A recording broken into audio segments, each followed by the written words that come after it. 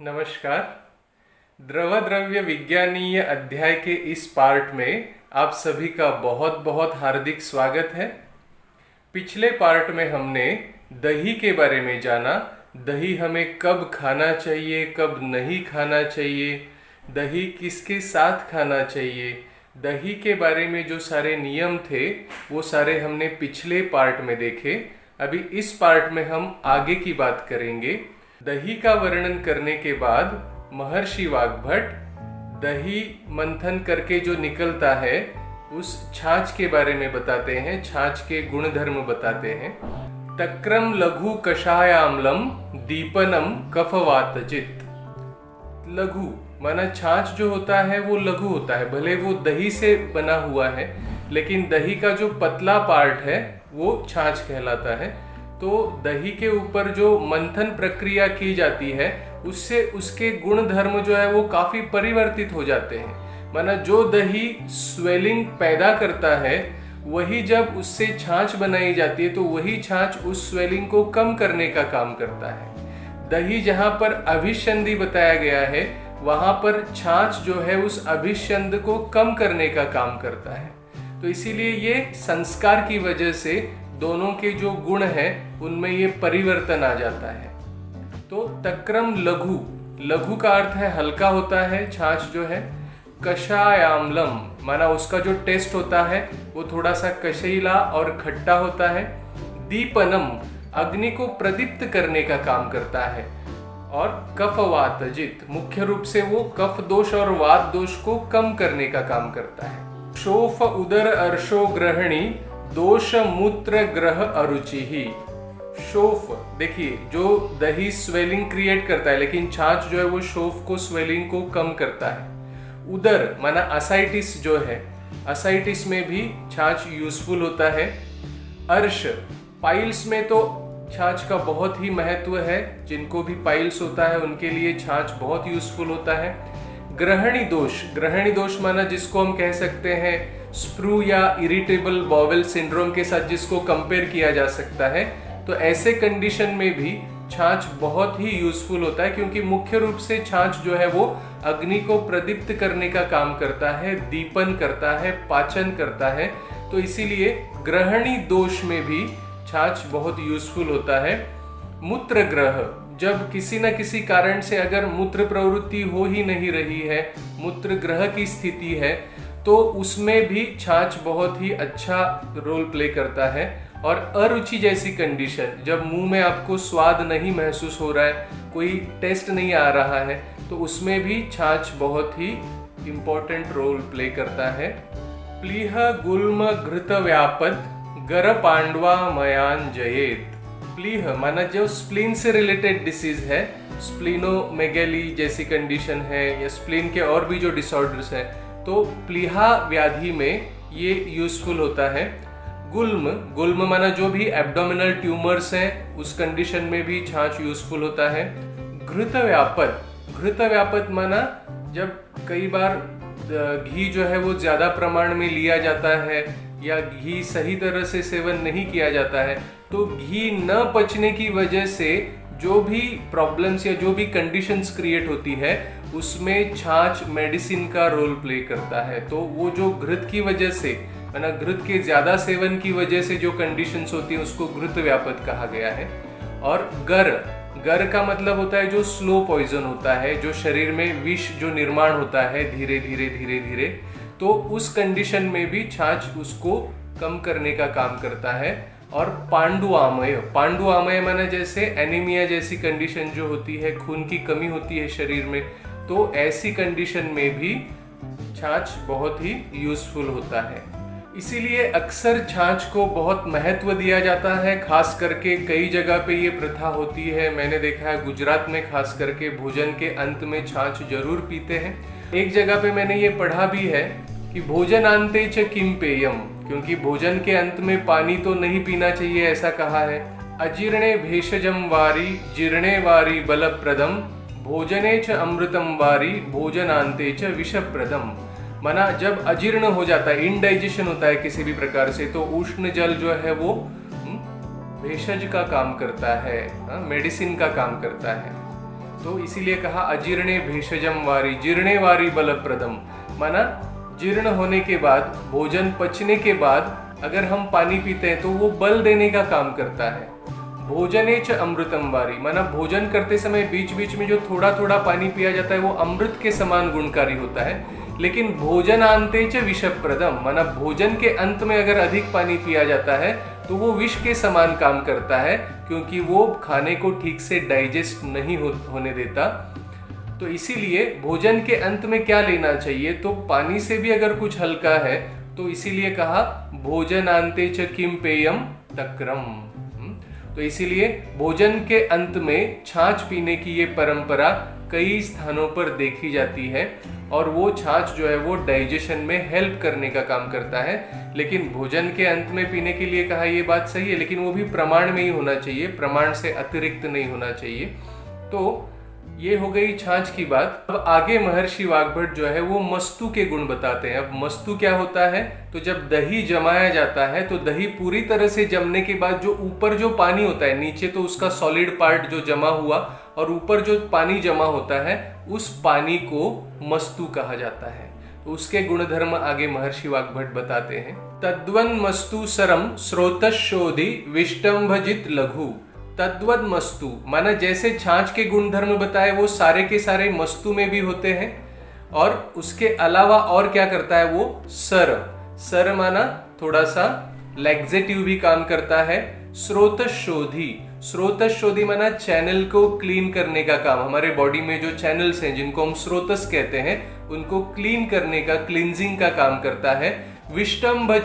विष्टंभजित माना कॉन्स्टिपेशन को दूर करने का काम करता है। और लघु माना ये विशेष रूप से हल्का होता है, पचने में हल्का होता है। वस्तु के गुणधर्म बताने के बाद आगे महर्षि वाग्भट नवनीत अर्थात जो मक्खन जिसको हम कहते हैं उस मक्खन के गुणधर्म बताते हैं। और जब हम मक्खन की बात करते हैं तो यहाँ ये अभिप्रेत है जो फ्रेशली प्रिपेयर्ड होना चाहिए, जैसे जिसको हम बटर कहते हैं। आजकल तो मार्केट में बटर मिलता है, लेकिन उसकी क्वालिटी के बारे में मैं यहाँ पे कुछ कमेंट नहीं करूँगा, लेकिन जो घर में फ्रेश प्रिपेयर किया जाता है बटर, उसके बारे में महर्षि वाग्भट ये गुण बताते हैं उसके।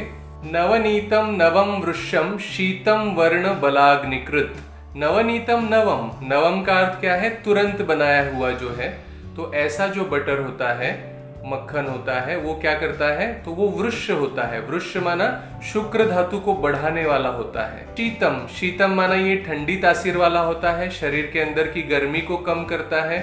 वर्ण बल अग्निकृत माना कॉम्प्लेक्शन को इंप्रूव करता है, हमारे कलर को फेयर करता है। बल को बढ़ाता है शरीर के।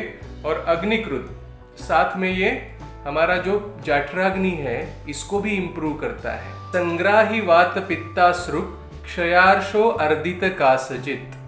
संग्राही का अर्थ है ये मल को बांधने का काम करता है, तो संग्राही होता है, स्लाइटली कॉन्स्टिपेटिंग हम कह सकते हैं। वात पित्ताश्रुक ये किस किस प्रकार की कंडीशन में हेल्पफुल होता है, तो वात को कम करता है, पित्त को कम करता है, और अश्रुक माना जो रक्त दुष्टि हो जाती है उसको भी कम करने का काम करता है।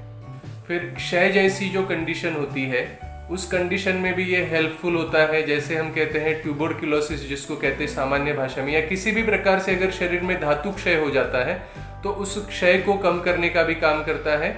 और अर्श, तो अर्श माना पाइल्स में भी ये यूजफुल होता है, क्योंकि ये अग्नि को भी बढ़ाने वाला होता है, बल भी देने वाला होता है।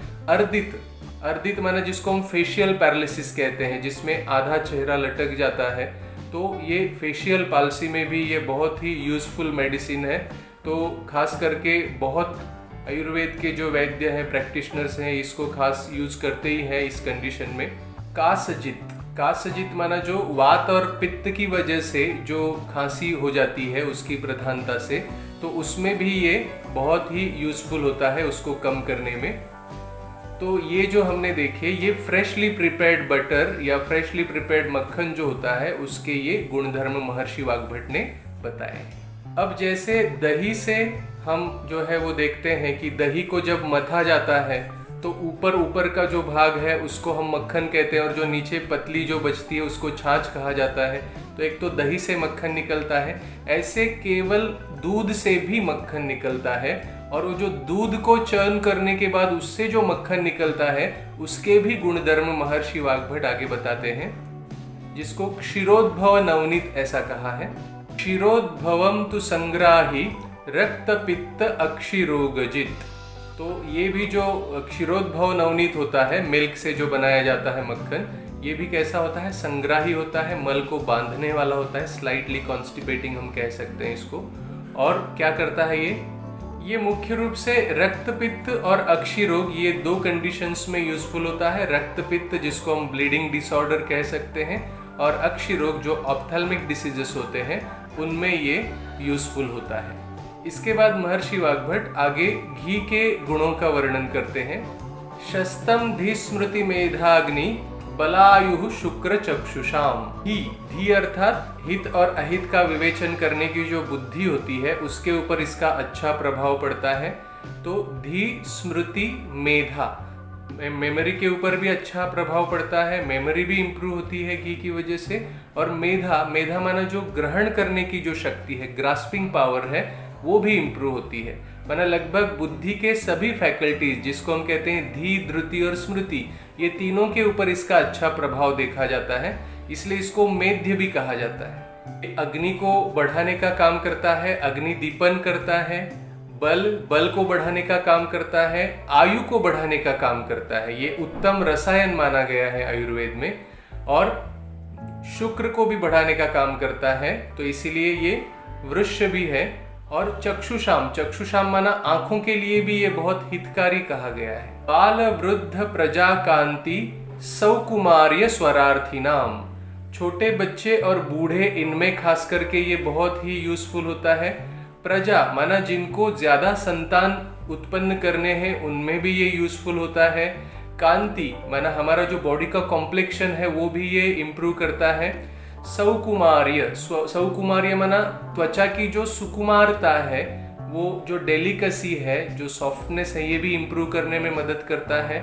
और स्वरार्थी नाम माना जिनको स्वर अपना इम्प्रूव करना है, जिनको गायन कला में अपने आप को आगे बढ़ाना है, तो उनमें भी ये बहुत यूजफुल होता है। क्षतक्षीर्ण परिसर्प शस्त्राग्नि ग्लपितात्मनाम। क्षतक्षीर्ण का अर्थ क्या है, जैसे किसी भी प्रकार का ट्रॉमा हो जाता है, किसी भी प्रकार का क्षत हो जाता है, जख्म हो जाती है और उसके कारण जो क्षीणता आ जाती है, तो उस कंडीशन में, पोस्ट ट्रॉमेटिक कंडीशंस में भी ये यूजफुल है। परिसर्प माना जिसको विसर्प कहा जाता है, या सेलुलाइटिस के साथ हम जिसको कोरिलेट कर सकते हैं, ऐसी कंडीशन में। शस्त्र माना किसी भी प्रकार से जिसकी सर्जरी हुई है या शस्त्र का आघात हुआ है, तो ऐसे कंडीशन में। अग्नि से अगर जल गया है या कॉटराइजेशन आदि की कोई प्रोसीजर की है, तो इन सभी कंडीशंस में ये घृत या घी बहुत यूजफुल होता है। वात पित्त विष उन्माद शोष अलक्ष्मी ज्वरापहम। वात पित्त माना जो वात और पित्त प्रधानता की जो कंडीशंस हैं, उन कंडीशंस में घी बहुत यूजफुल होता है, क्योंकि ये वात और पित्त को कम करने का काम करता है। शोष माना किसी भी प्रकार से धातुओं का अगर शोष हो गया है शरीर में, तो उस कंडीशन में भी ये यूजफुल होता है, क्योंकि ये धातुओं को बढ़ाने का काम करता है। विष माना किसी भी प्रकार से शरीर में अगर विष निर्माण होता है, चाहे वो गर विष है जो धीरे धीरे निर्माण होता रहता है, तो उसके अपोजिट प्रॉपर्टीज होने की वजह से ये उसको कम करने का काम करता है।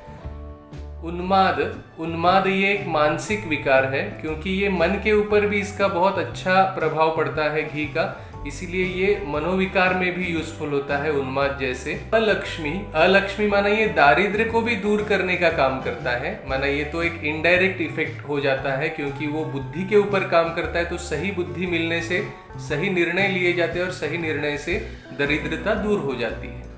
और ज्वरापहम माना ज्वर में भी, खास करके जो जीर्ण ज्वर होते हैं उसमें तो घृतपान का बताया गया है, चिकित्सा के रूप में वर्णन किया गया है जीर्ण ज्वर में। स्नेहानाम उत्तमम शीतम वयसः स्थापनम परम।